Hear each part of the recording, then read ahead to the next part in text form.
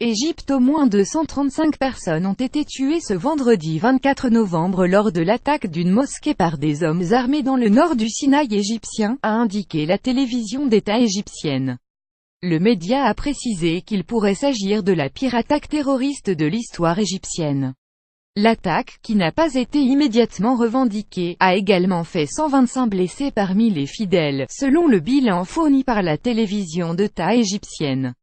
Elle s'est produite autour de la mosquée Al-Raouda dans le village de Bir al-Abed, à l'ouest d'Al-Arish, et la capitale de la province du Nord Sinaï, région où les forces de sécurité combattent la branche égyptienne du groupe djihadiste État islamique.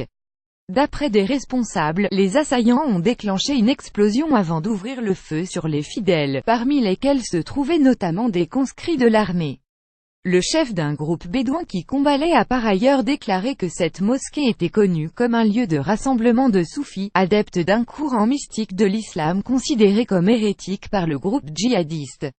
Les attaque régulièrement la région depuis 2013 et la destitution par l'armée du président islamiste élu Mohamed Morsi, des groupes djihadistes dont la branche égyptienne de l'organisation État islamique y attaque régulièrement les forces de sécurité égyptiennes dans le nord du Sinaï.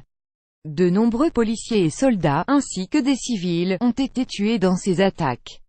La branche locale de l'État a également revendiqué plusieurs attaques contre des civils, notamment des chrétiens et des soufis.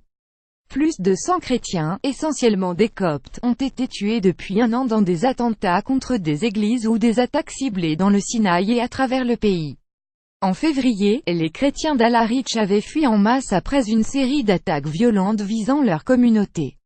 Les djihadistes ont aussi décapité El-Ahen dernier, un chef soufi, l'accusant de pratiquer la magie, et kidnappé plusieurs adeptes du soufisme, libérés après s'être repentis.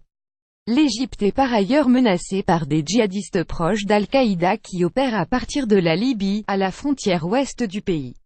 Un groupe s'appelant Ansar al-Islam, partisan de l'islam en arabe, a revendiqué une embuscade en octobre dans le désert occidental égyptien qui a tué au moins 16 policiers. L'armée avait ensuite mené des frappes aériennes en représailles, tuant le chef du groupe Emad al-Din Abdelhamid, ancien officier militaire très recherché après qu'il a rejoint un groupe affilié à Al-Qaïda dans le bastion djihadiste libyen de Derna. La présidence égyptienne a décrété 3 jours de deuil national en hommage aux victimes de la mosquée Al-Raouda.